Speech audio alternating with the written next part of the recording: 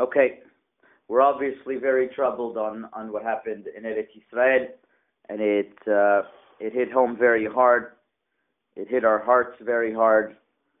And it says in the Midrash, it says in Tehillim, Mizmor LeDavid Biborcho Lifnei Avshalom Beno, a psalm for David when he was running away from his son Avshalom. So it's a Mizmor LeDavid. Yeah. It's a Mizmor LeDavid. It should be Kina LeDavid. It should be a Kina. It should be a eulogy of David. What is this? We should say a lamentation that he's running away in front of his own son. So the Gemara says. So the Ya'avetz, Rabbi Eliashiv would say this Ya'avetz over very often, says that when somebody sees that things are beyond the control of nature, and that Hashem is leading things, even in the darkest of times, that David HaMelech can have his own son, Avshalom, running after him. His own son. Where does somebody ever have his own son running after to kill him? So he says, okay, he knows it's at least from Hashem. He knows that this tragedy is from Hashem, and that's comforting. I want to start off with saying like this. Why did he want to kill him? That's another question. But I want to start off with saying like this, that what happened in Eretz Yisrael was heart-wrenching. Jews butchered in middle of tefillah with their talit and tefillin. I want to tell you, now we're getting more and more of a full picture of what really happened. We're quite amazed at the circumstance of events. Not amazed in a positive light, obviously. Amazed in a sad light, on what happened. But I want to recount to you, especially because this place is a place that I am very close to many of the people there. I intend on calling the rabbi of the synagogue today and offering my condolences and the Kopinski family and those who I was especially close to, the Kopinski family and the other people that were there. And there were many of my friends who were actually praying in that minyan, and they were able to escape. And now that everything is coming together like a puzzle, I want to start off with saying like this. Rabbi Reuben, the rabbi of the synagogue, gave a speech Friday night. This Friday night, he gave a speech, and this is what he said. He was there, and he was also. I'm going to recount what happened. And he gave a speech Friday night to the whole synagogue, and he said the following: A Rav called him up. A rabbi called him up and asked him, and told him that obviously everybody is very shocked. And he had a certain member of his synagogue that came to him and told him, Rabbi, we have a lot of questions in Emunah. People that were praying in Talit and Tefillin were butchered like that. So the rabbi asked him, what would have happened if you heard that these people died in a train crash, in the train of Jerusalem, the light rail train? What would you say? I would have said, what can I do?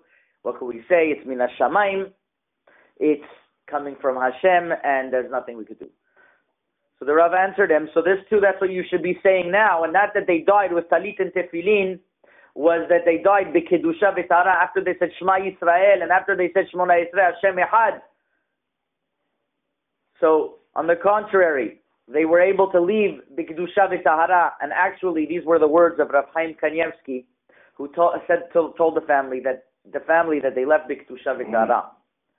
But I saw yesterday that the widow of Rabbi Moshe Twersky said the following, that her husband would never usually go to the mikveh, not always go to the mikveh before Shacharit, but this morning specifically he went to the mikveh. This morning specifically he went to the mikveh. And in 2012, Rabbi Twersky had a recording how he said that any Jew could die. They found this recording. Any Jew could die with an Arab attacking him with a knife, even in Jerusalem. And he always has to be ready to die al pi kiddush Hashem. There was once after the big bus bombing in Yerushalayim, one of the sons of Rav Rafael Orbach, one of the famous rabbinic families in Yerushalayim, his son died in that bus bombing. So he asked the great giant Rav Shlomo Zalman Auerbach. He says, "What can I do le'ilui neshama? What can I do for the memory of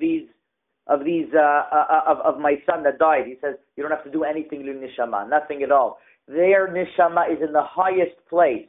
They don't need to arise. Their neshama is in the highest place."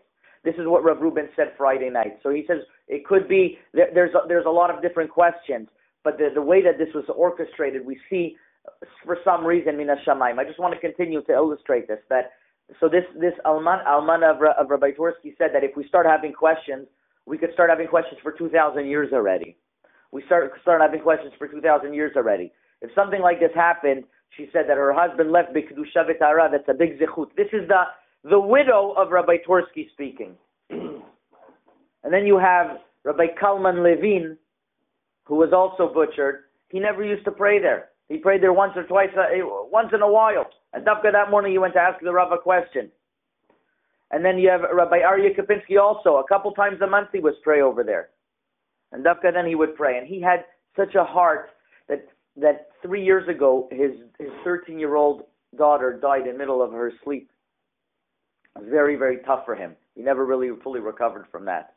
And he would have one solace that he would take. He was a tremendous Baal Chesed. He was a friend of mine. As I mentioned, he made Sheva Brachot for me. I learned in yeshiva with him. He was very, very big and tall and strong. He was very strong. Every simcha that there would be, he would be the one who would close the tables, help them. Even though there's hired help, he would always be the one helping out. And when his daughter died, he felt that a chesed, everybody has what they need, but what can he help out with? He opened up a freezer gemach. Anybody who's making a simcha or before Yom Tov, they could have a freezer. And what would he do? He bought 6 freezers, and he would deliver them personally to the people. He would be lugging these freezers to people's houses. Could you imagine? And there are witnesses who were there that mentioned that at the time by the terrorists, he started throwing chairs at them and telling everybody, "You guys run and I'll fight." And he actually held down one of the terrorists for a little bit until they got the better of him. He actually held down one of the terrorists. And then there was the Mr. Goldberg, who would also, retired. He was a chemical consultant for some chemical company, and he just wanted to pray nets every single day. And he unfortunately he was also taken. Now Rabbi Reuben went to Rav Chaim Kanievsky, and he asked Rav Chaim Kanievsky. He told him, how could it be? He asked him. He told him that what there was testimonies there is of people's head being split, people's limbs were chopped off, people's ears, horrible things. Reb Chaim Kanievsky told him he heard, and it's a kapara, it's an atonement on what's supposed to come before Yemot HaMashiach. And Rabbi Reuben mentioned to him then that he had a personal miracle. He had a personal miracle that him every day he comes 5 minutes before 7 o'clock. At 7 o'clock the actual butchering happened, and he came 5 minutes before 7, and usually comes 5 minutes before 7. But that day, I heard Rabbi Reuben say this. He had a stomach ache. And he arrived as the shooting was going on in the shul, so he quickly was able to escape. Just understand, there was another person that I think I mentioned this on Shabbat, that their cab comes every single day to pick them up. An older man, every single day the cab didn't come that day. Another person stayed up all night for his daughter, and he wasn't able to come to the minyan that day. Another person just slept in. He usually comes in. So many stories are coming out. And as I mentioned yesterday, I'm going to say over the story again. My wife taught a little boy called Binyamin David Teven. This boy, 13 years ago, had Down syndrome. Was born with Down syndrome, and a lot of other medical issues. And when he was born, his mother took him to Rabbanit Kanievsky in Bnei Brak and asked for a bracha. And Rabbanit Kanievsky said that this child will be a shmirah. This child will be a protection. And Rabbi Hanan Teven, this boy's father, is the gabbai of the minyan. He's the gabbai of the minyan. Every single day he's there. And that day is a Tuesday. And Tuesday he always eats breakfast with Binyamin David, because Binyamin David waits for him, because he adds in extra salt or pretzels or he has a very close relationship with his son, his 13-year-old Down syndrome son. And therefore, since he had to eat breakfast with his son, he prayed across the street from his house in the Gra synagogue, which is across the street on Katzanella Bogan Street, and he didn't go to that minyan. And because he didn't go to that minyan, his chavruta didn't go to that minyan. So that Binyamin David, now they understood what Rabbanit Kanievsky said when she meant that this boy will be a shmira, this boy will be a protection. Oh, how he was a protection for them. But for those who were supposed to be saved, they were saved. And for those who were supposed to die, al pi kiddush Hashem, b'kedusha v'tahara, in holiness, with talit and tefillin, they were. And it's a very hard thing. But Rabbi Reuben said on Friday night the following. He gave the following message. He said that life before the massacre and life after the massacre cannot be the same. There are certain events that arouse us, but there are certain events that have to change us. And this is an event that has to change us. This is an event that we have to understand that we are in full war against Ishmael. In a brutal manner, we had to understand this. I mentioned in the newsletter the following, that Galut Ishmael is really the last of the Galuyot, is the last of the exiles.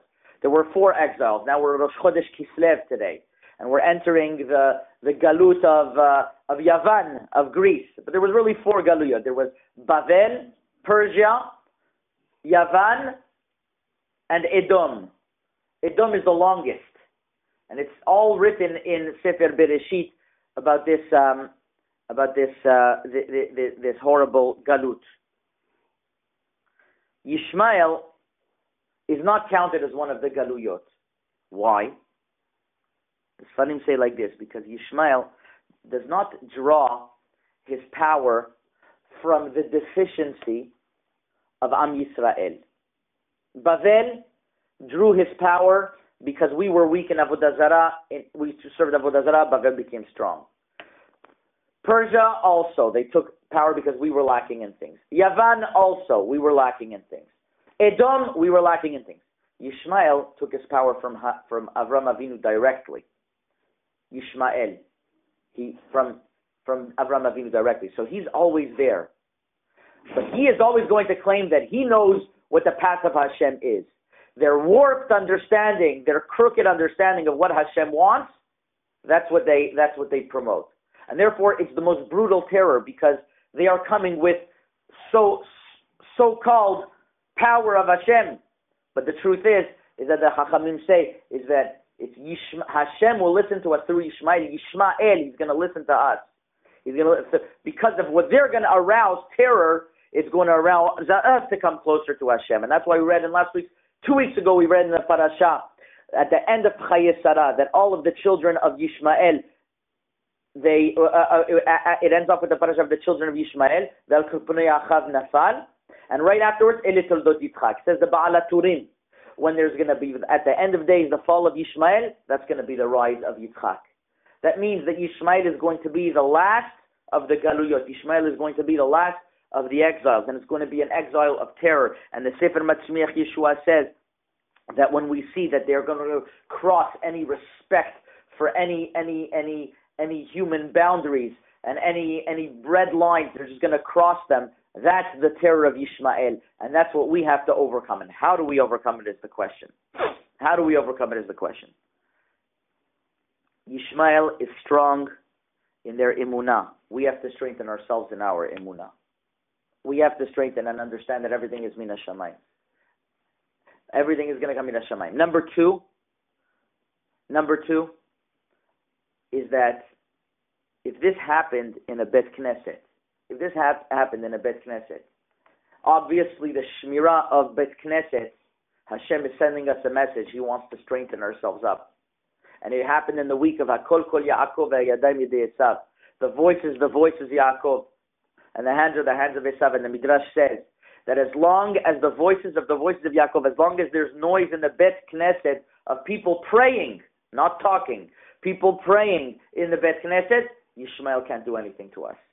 If we are strong in the Bet Knesset and we treat the Bet Knesset with holiness, because we don't want Hashem to say, look, they have more respect in their mosques than what we have in our synagogues. We have to treat our Bet Knesset with respect, with Kedusha, with Tahara. void from any distractions of different devices, void of distractions of talking and of lightheadedness during the time of tefillah. We have to treat our Bati Knesiot with Kedusha V'Tara, because this was a place of Kedusha. I know firsthand. This place was a place of Kedusha. It was a place of holiness. People came in there, they just wanted to sit, work, learn, live in Eretz Yisrael, b'tzmimut. Some of them were giants in Torah. Others were people that were just dedicated to Torah day and night. Others were dedicated in Chesed. And Hashem took them as korbanot, took them as simple sacrifices for Am Yisrael. But it's a message for us to wake up. So in our emunah to be strong, and to be strong in Kiddushat Bet Knesset. And many of the Rabbanim are also saying to be strong in Tzniut, because Yishmael has that strength that they are strong in Tzniut, and it could be they have a warped sense of Tzniut, and they have a very, very distorted way of how they treat their family members. I'm not going to talk about honor killings and all of those. And that's exactly what the Chachamim say, what Yishmael is. They have a warped understanding of what Hashem is about. So we have to counteract that. We have to counteract that by strengthening ourselves and in what Hashem really wants, but what Hashem really wants, not doing things that are convenient to us, but we have to accept upon ourselves a change. So I'm going to end off with what Rabbi Reuben asked. He asked that every single person, Rabbi Reuben is the rabbi of the synagogue, once again, he asked that every single person takes upon themselves a life-changing Kabbalah upon themselves, something that is going to make them for the better. It doesn't have to be major, but it has to be something that they that they could keep, and something that they could change, and something that what they didn't do beforehand that they should do now. Whether it's adding on time for learning Torah, whether it's adding on time to going to Minyan, whether it's adding on time to being nicer to our fellow friend. Everybody knows where they have to improve. And Be'ezrat Hashem, with that zechut, we should merit the Mashiach Tzidkenu B'mera B'yameinu. Amen.